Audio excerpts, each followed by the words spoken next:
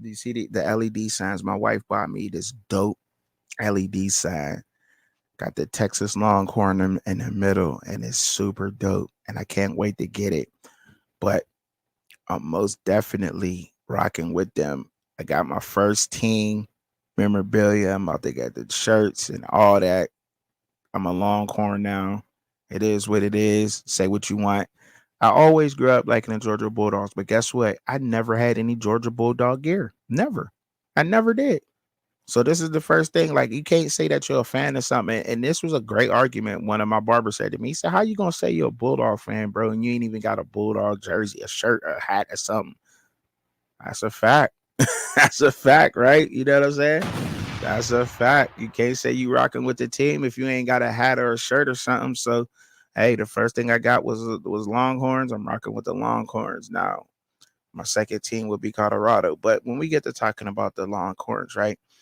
I like a couple of players for the Longhorns. Let me get my notes and the way that they're built. Now, I know y'all heard some of these names, but these are names that really stood out to me, and I seen what they did last year on the field.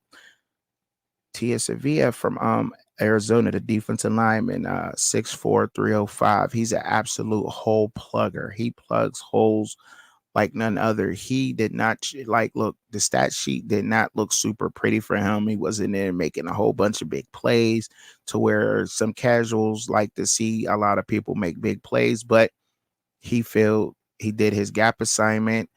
I think he's a good three tech also, but he was always at the right place at the right time, took a lot of pressure off his linebackers, and that he was a big part of how that Arizona defensive line played, that defense played. And he is with the Longhorns now, and he will show up and he will show out. Okay.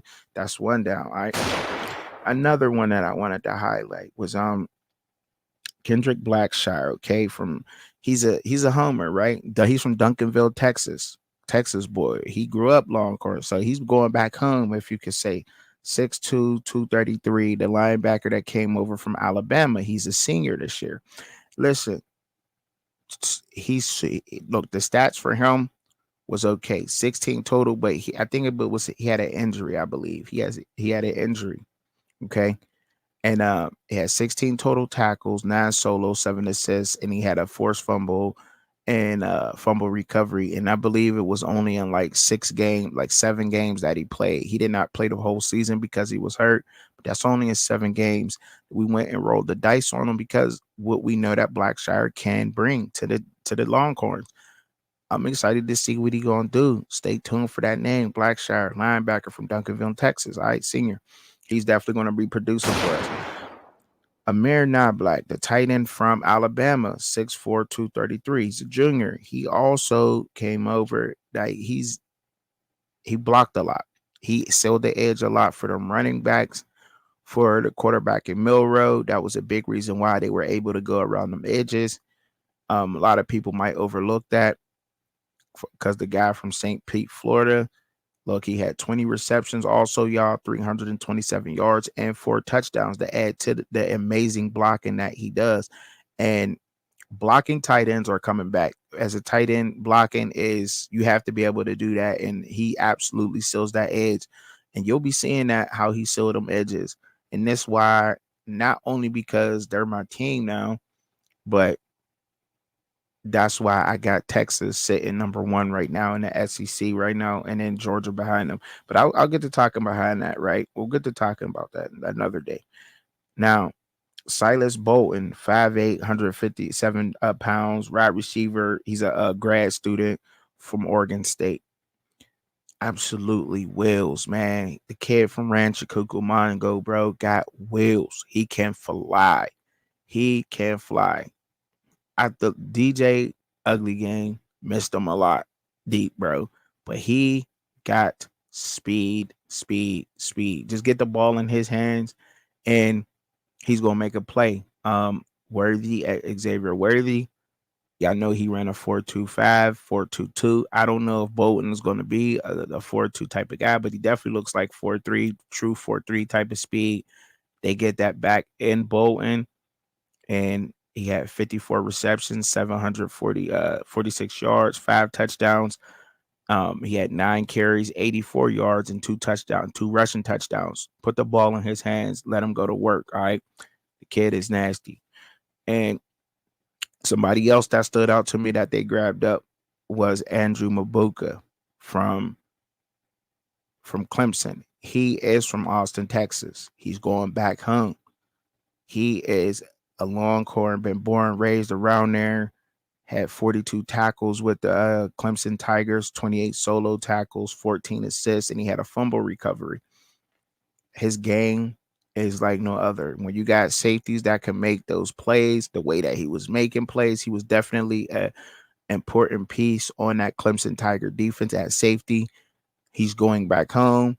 And when you're playing for your hometown team, whether it's your home college or your home or your sports team, you get a different animal out of these players. I believe that game steps up. And under Steve Star, I always get Starkeesian's name messed up because I'm bad with names and pronunciations when it comes to people's names. But he is going to be great at safety, and I'm looking forward to the Longhorns. I got them number 1 right now in the SEC. I really don't even got Georgia as number 2 for real, if I'm being honest. In my rankings, I got, like I said, Texas number 1. I got Ole Miss sitting at number 2, at like 2A, and then I got Georgia at 2B. Because believe it or not, y'all, I seen an interview with Kirby. I seen his interview, and he's talking about his team being good, right? But when I look and I see the way that he was talking and the way that he was coaching, Georgia is really rebuilding on some things. They lost a coach. You know what I'm saying? That program is good at developing talent, but talent is moving around now. Ole Miss right now on paper has the best probably team in the SEC, but right now I do think that Ole Miss can give Georgia a run for their money, and I think that we'll beat Georgia. I think Georgia drops a couple of games, at least one. Georgia's not going undefeated this year for sure, but a lot of people got them number 1 in the power rankings. But hey, look, we'll see. I don't claim to be a pro, but it's just from what it's my opinion. What I think they're a 2B team. 2A, Ole Miss, number 1, Texas. But we'll see how that worked out. And don't be surprised what Alabama do. Let's not be surprised what Alabama do. You seen how Washington play. Washington was playing these last couple of years under DeBoer, and they played tough. I've never seen, you could say that the Pac-12, you've never seen the Pac-12 as tough as you seen them last year in a while. And that Washington team was very physical. And that's why they made it past Texas last year. That's why they made it to the college football playoff, because they were a very physical team under DeBoer. He's taking that over Alabama. I think Alabama pick up. I don't now look, his first year being there, everybody getting used to the system, the way that things work down there. We'll see how he rolls. I think they at least get 8 wins on the season at least. But look, they might even do better than that. He knows how to coach a physical football team in Alabama. Hey, that's the place to do it. And the talent you're going to get down there, don't sleep on them, man. Please do not sleep on the Roll Tide, all right? Because they may surprise you with some things. Moving on.